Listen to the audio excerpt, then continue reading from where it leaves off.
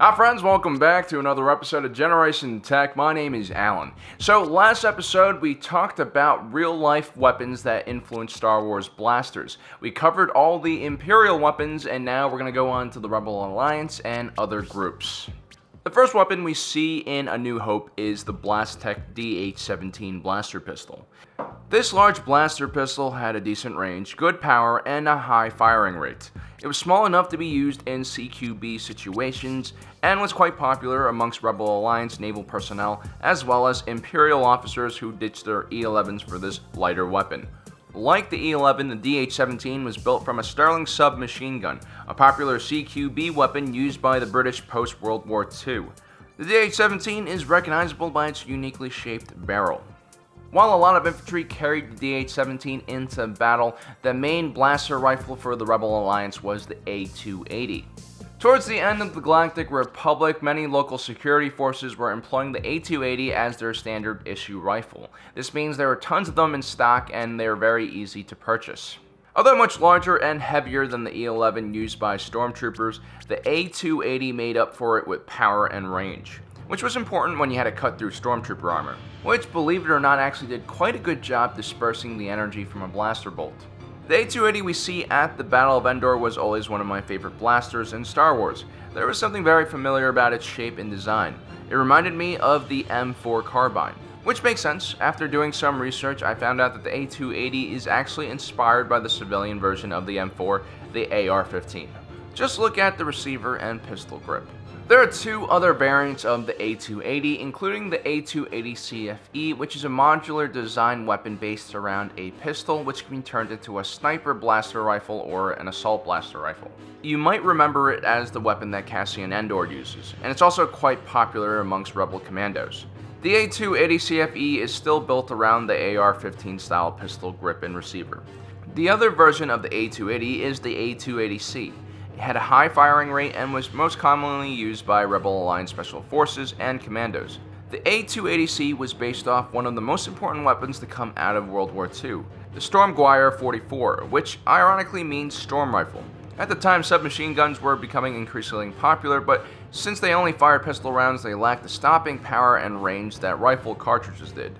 German riflemen carried bolt-action rifles, which were great for long-range combat but only held 5 rounds and were too large for CQB or the insides of armored vehicles. In response to STG-44, one of the first true assault rifles ever created, was rushed into service. Holding 30 shortened rifle rounds and capable of firing 500 rounds per minute, this terrifying weapon was extremely demoralizing and effective against Allied forces. But luckily, this weapon was introduced far too late into the war and there just weren't enough rifles to go around to save Germany. The STG-44's internal components would be copied by the Soviets and made into the AK-47. The DLT-20A also was based off the STG-44. You might remember this blaster from the bounty hunter IG-88. It was also used by stormtroopers, especially those on recon missions. Next up is probably the most famous blaster in all of Star Wars. Han Solo's hand cannon DL-44 Greedo Killer. It was made illegal by the Empire and for good reason. It could punch through stormtrooper armor like it was butter. This hand cannon was a favorite among scoundrels, smugglers, and freedom fighters. The original DL-44 blaster, first used by Han Solo, was actually made from a prop used by Frank Sinatra in the movie The Naked Runner, making it even more impressive. The blaster was created from a C-96 Mauser, a very unique turn-of-the-century pistol which featured a box receiver detached from the grip. The pistol had an extremely high muzzle velocity, and many officers during World War I carried one. But its extremely complicated design and high cost would be its downfall, and the Mauser would be replaced by another German pistol known as the Luger. The rest of the DL-44 is completed with a hodgepodge of different parts. It has a scope obviously designed for a rifle, along with a flash suppressor from a machine gun. The first time we see Princess Leia, she's gunning down an unprepared stormtrooper. She's using a Sorosub Corporation X-30. But don't let this elegant-looking blaster fool you. It can be reconfigured into a marksman rifle and be used to take out long-range targets. The X-30 is based off the Vostok Margolin 22 caliber target pistol. Boba Fett was one of the most feared and respected bounty hunters in the entire galaxy, so naturally we're going to have to look at his weapon as well. This is the EE-3 carbine, a strange-looking blaster that was capable of firing 3-round bursts. It is based off the Webley & Scott No. 1 Mark I flare gun, a signaling device that was predominantly used by the British in World War I. The Jawas were little thieving bastards who went around stealing people's crap. Once they moved into your neighborhood, you could expect your real estate prices to go down immediately. You can also expect to see a bunch of vehicles lying on cinder blocks and their repulsor engines removed. One of the weapons Jawas loved using was the ion blaster. It was capable of shutting down droids and other technology without doing any physical damage to it. This strange weapon is actually based off the Lee Enfield rifle.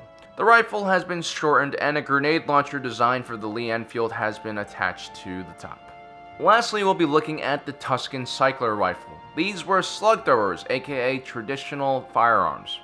When Lucas created the Tuscans, he drew heavily from Arabic tribal culture and Bedouins, so he wanted them to be wielding appropriate weapons as well.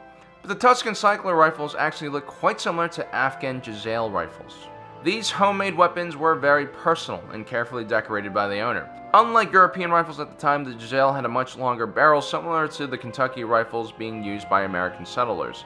Usually matchlock or flintlock operated, these rifles were used for warfare and fired .5 or .75 caliber slugs. But you could pretty much fire anything that could fit in the barrel.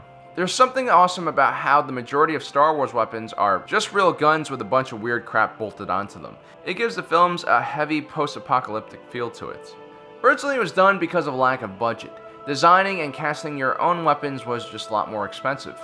In later films we see a lot of weapons that were created by the prop teams and it just doesn't work as well. Baze's MWC-35C seems like any generic sci-fi gun. And Jango Fett's We-Star 34 blaster looks more like a pen than an actual weapon. I hope in the future we continue seeing these weird hodgepodge weapons like we see in the original trilogy. Well, that's all we have for you today, guys. Don't forget to subscribe and hit that notification button. A special thanks to all you Patreon supporters out there. Without your help, we wouldn't be able to cover such controversial topics like fictional weapons in a fictional film franchise. Thank you, YouTube. Thanks for joining us today. If you're watching this, you are Generation Tech.